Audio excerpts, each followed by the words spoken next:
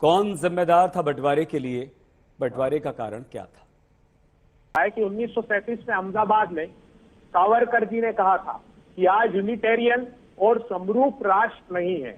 जो शरीर है सूखा जा रहा है, इसकी भी व्यवस्था कर दीजिए और तिरंगे के साथ साथ सर छोटा सा घर भी दिलवा दीजिए जिससे मैं बड़ा तिरंगा उस पर लहराऊं।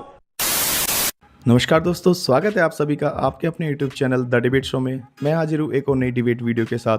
तो डिबेट में जब एंकर ने कांग्रेस पार्टी के प्रवक्ता अभय दुबे और समाजवादी पार्टी के प्रवक्ता अनुराग भदौरिया से ये पूछ लिया कि आप देश के बंटवारे के लिए किसको जिम्मेदार मानते हैं, तो उसके बाद कांग्रेस पार्टी के प्रवक्ता ने थोड़ी देर तो इधर उधर की बात की, लेकिन घुमा फिरा के वो आरएसएस पे आ गए कि आरएसएस का ही काम है, आरएसएस की वजह से देश का बंटवारा हुआ। उसके बाद अनुराग भदौरिया तो इनसे भी आगे निकल गए और उनका कहना है कि आप जिसे तिरंगा दे रहे हैं उसको एक मकान भी दे दो जिससे अपने मकान पे बहुत बड़ा तिरंगा वो फहरा पाए। इसके बाद सुधांशु त्रिवेदी जी ने जब बोलना स्टार्ट किया तो दोनों की बोलती बंद कर दी और दोनों एक दूसरे का मुंह देखने लगे। वीडियो बहुत ही मज़ेदार होने वाली है, आपसे अनुरोध है वीडियो को अंत तक जरूर देखना। चैनल पे पहली बार आए हैं या चैनल को सब्सक्राइब नहीं किया है तो चैनल को सब्सक्राइब जरूर कर लेना। चलिए मेन वीडियो स्टार्ट करते हैं। एक वीडियो है सर, देख लेना सर, अब तक पूछेगा तो मालूम नहीं, देख लेना सर।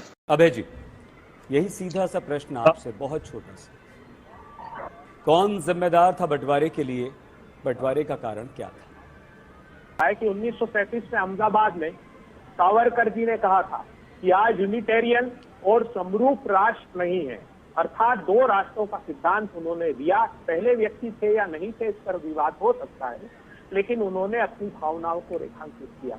उसके बाद 1940 में 23 मार्च को लाहौर का प्रस्ताव पड़ा। जानते हैं किसने पढ़ा?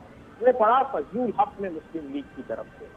उस बंटवारे के प्रस्ताव पर मुहर किसने लगाई? सबसे पहले लगाई श्यामा प्रसाद मुखर्जी ने, जिन्होंने बंगाल में, मैं उनका बड़ा आदर करता हूं व्यक्तिगत क्षमताओं में, उन्होंने बंगाल में फजलुल हक के साथ सरकार बनाई। ये प्रश्न नहीं किया कि तुम इस देश का बंटवारा करके दो देश क्यों बनाना चाहते हो। उसके बाद किसने और मोहर लगाई जानते हैं आप? उसके बाद मोहर लगाई, मैं जिनका बड़े श्रद्धापूर्वक नाम लेता हूं, आदरणीय अटल बिहारी वाजपेयी जी ने। फरवरी 1999 को वो पाकिस्तान की यात्रा पर गए और उसी स्थान पर गए, मीनार पाकिस्तान, जहां पर ये लाहौर का प्रस्ताव पढ़ा गया था। पत्रकारों ने पूछा कि आदरणीय अटल बिहारी वाजपेयी जी, लोग इसमें भारत पर आपत्ति लेंगे, तो उन्होंने कहा कि नहीं, मैं यहाँ नमन करने इसलिए आया हूँ कि मैं पाकिस्तान के लोगों का भरोसा जीतना चाहता हूँ। मुझे आखिरी 10 सेकंड दे दीजिए, सिर्फ आखिरी 10 सेकंड दीजिए। ये कहा जाता है कि सरदार पटेल और पंडित नेहरू में मत भिन्नता थी, बेमनस्यता थी, लेकिन सच्चाई क्या है जानते हैं आप? सच्चाई यह है कि फरवरी 1948 में सरदार पटेल श्यामा प्रसाद मुखर्जी को लिखते हैं, वो कहते हैं कि मेरी और नेहरू की हत्या करने के प्रयास से जो लोग घूम रहे हैं, श्यामा प्रसाद जी, दिग्विजय नाथ और देशमुख, उनको छुड़ाने का प्रयास करते हैं। ये अब अनुराग भदौरिया जी कौन जिम्मेदार बताइए बंटवारे का? देखिए मैं आपको एक बात बता दूं, टू नेशन थ्योरी सबसे पहले किसने दी थी इस देश के अंदर में?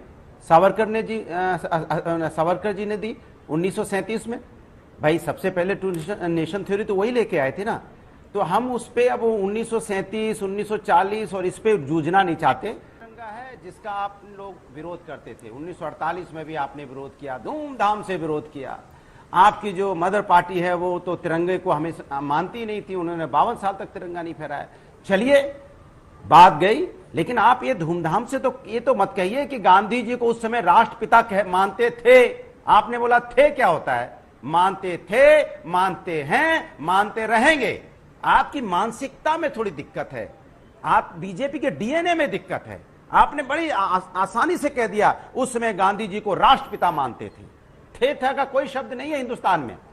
हिंदुस्तान में राष्ट्रपिता थे, राष्ट्रपिता हैं, राष्ट्रपिता रहेंगे। इसलिए मैं आपसे विनम्र निवेदन करता हूं, आप राष्ट्र की एकता की बात कीजिए। कैसे हम धूमधाम से 15 अगस्त मनाएं, क्योंकि हिंदुस्तान में इतनी बहस कभी नहीं हुई आजादी पे जितनी जबरदस्ती के आप मार्केटिंग इवेंट करने में लगे हो।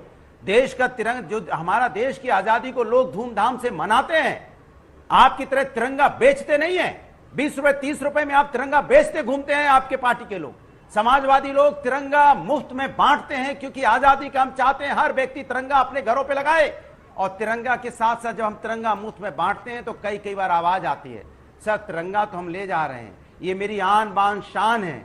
सर 2 वक्त की रोटी का भी इंतजाम करवा दीजिए, उससे मेरी भूख जो है, उससे मेरा पूरा जो शरीर है सूखा जा रहा है। इसकी भी व्यवस्था कर दीजिए।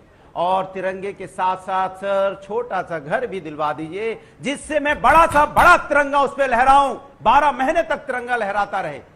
तिरंगे का हम सब सम्मान करने वाले लोग हैं। आपकी तरह तिरंगे पे हम राजनीति करने वाले लोग नहीं है कि आप वहां पे रैली निकालेंगे, सांसदों की रैली निकालेंगे, आप बीजेपी के सांसदों को बुलाएंगे, विपक्ष के सांसदों को नहीं बुलाएंगे और फिर हल्ला मचाएंगे टीवी में घूम घूम के। देखिए विपक्ष के लोग नहीं आए, विपक्ष के सांसदों ने रैली में भाग नहीं लिया, आपने बुलाया नहीं उनको।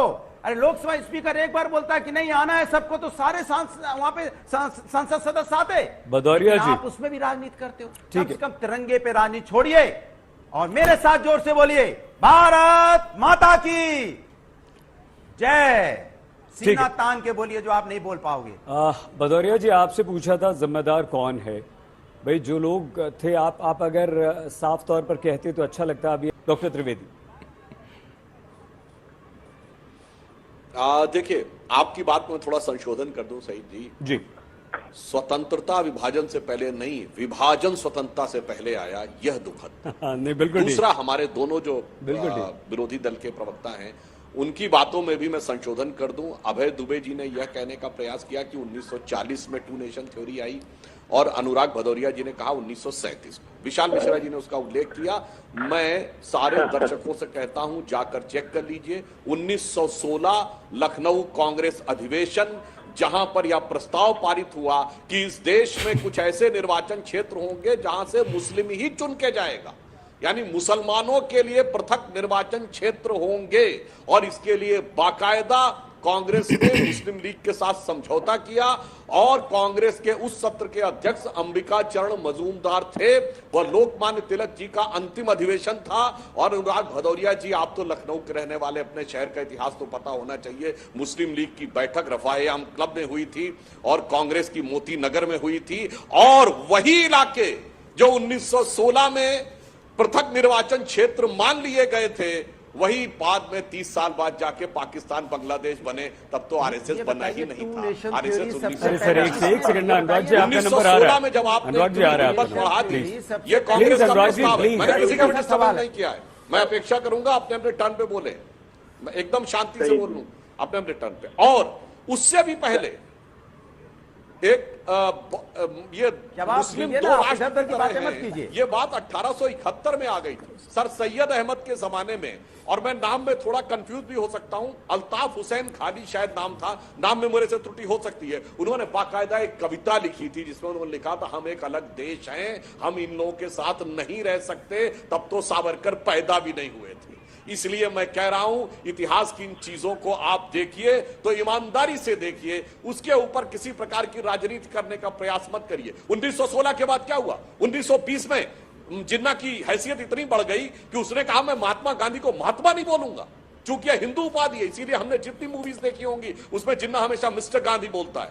उसके बाद और कांग्रेस झुक गई 1925 में, उसने कहा मैं वंदे मातरम नहीं बोलूंगा, ये तो हिंदू प्रेयर नजर आती है। ये उससे भी पीछे हट गए। उसके बाद संघ की स्थापना हुई जब लगा कि मुस्लिम तुष्टीकरण के आगे ये पूरी तरीके से दंडवत होते जा रहे हैं। भाई कैसी लगी आगे स्वाद? दोस्तों इनका यही रहता है, जिनसे कोई भी सवाल पूछा जाता है तो ये लॉजिकल बात नहीं करेंगे, तथ्य पे बात नहीं करेंगे, बस इधर उधर की बातें करेंगे और जलेबी बनाने लग जाएंगे। और जब ये ऐसा करेंगे तब तक सुधांशु त्रिवेदी जैसे वक्ता इनको डिबेट में ही इनकी बोलती बंद करते रहेंगे।